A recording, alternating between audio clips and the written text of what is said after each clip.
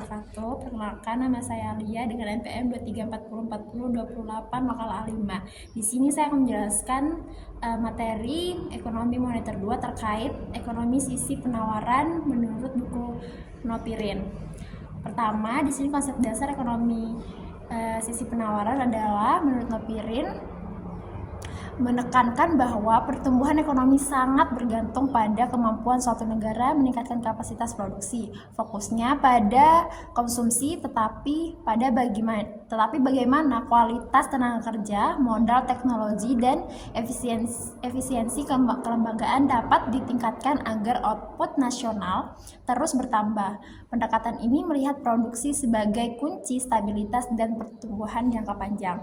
Yang kedua, ada mekanisme ekonomi sisi penawaran.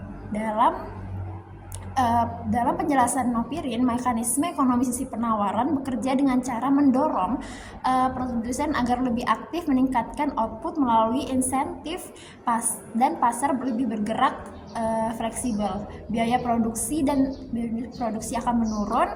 Kombinasi faktor-faktor ini membuat produsen lebih terdorong untuk memperluas kegiatan produksi sehingga ekonomi tumbuh lebih cepat. Selanjutnya ada mekanisme kerja. Pendekatan ini bertumpu pada dua hal utama, yaitu insentif produksi dan efisiensi pasar.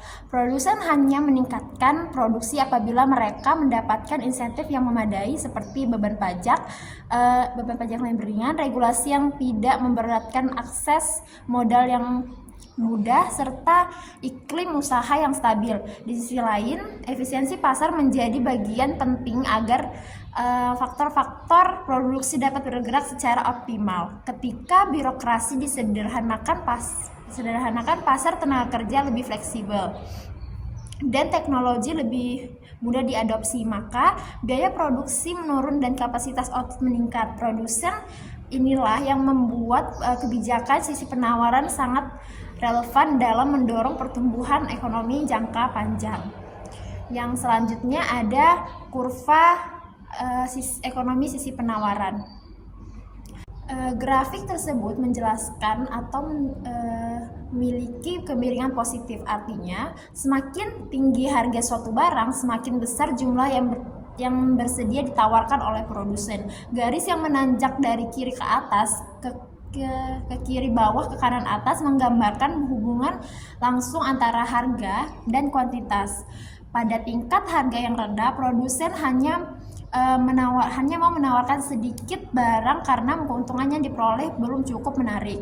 Namun ketika harga meningkat, produsen terdorong untuk meningkatkan produksi karena potensi keuntungan lebih besar. Kurva ini mencerminkan prinsip dasar dalam ekonomi sisi penawaran bahwa produsen beraksi terhadap insentif harga, dan semakin besar peluang keuntungan, semakin tinggi juga jumlah barang yang ditawarkan ke pasar. Nah, selanjutnya ada kebijakan sisi penawaran. Buku Nopirin menjelaskan bahwa kebijakan sisi penawaran meliputi upaya memperbaiki struktur produksi melalui insentif fiskal, perbaikan tenaga kerja, dan pemanfaatan teknologi. Pemerintah dapat memberikan potongan pajak, meningkatkan pelatihan tenaga kerja, serta memperkuat inovasi dan riset. Tujuannya menciptakan kondisi yang memudahkan sektor produksi berkembang lebih efisien. Yang selanjutnya ada kelebihan dan kelemahan pendekatan sisi penawaran. Kelebihannya, pendekatan ini memiliki kelebihan karena mampu mendorong pertumbuhan ekonomi yang berkelanjutan. Nopirin menekankan bahwa ketika kapasitas produksi meningkat, inflasi dapat ditekankan dengan lapangan kerja bertambah. Produktivitas yang lebih tinggi juga membuat industri semakin kompetitif sehingga perekonomian lebih stabil dan dalam jangka panjang. Kelemahannya, meskipun memiliki banyak manfaat, pendekatan sisi penawaran memiliki kelemahan juga, didasari dalam literatur ekonomi modern. Dampaknya cenderung lebih lambat terlihat dan terregulasi yang berlebihan bisa menimbulkan ketimpangan atau melemahkan perlindungan tenaga kerja. Karena itu, pendekatan ini harus diterapkan secara hati-hati dan tidak berdiri sendiri tanpa kebijakan pendukung lainnya.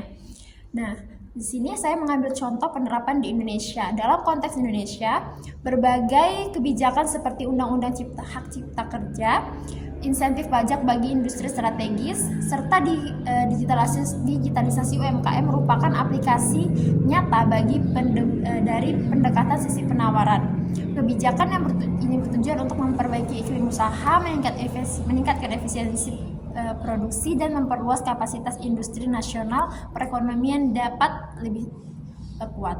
Terakhir penutup, ekonomi sisi penawaran melihat bahwa pertumbuhan ekonomi tidak cukup bergantung pada permintaan, tetapi pada seberapa besar kemampuan produksi yang dimiliki. Dengan memperbaiki insentif, teknologi, dan struktur ekonomi, suatu negara dapat mencapai pertumbuhan yang stabil dan berkelanjutan.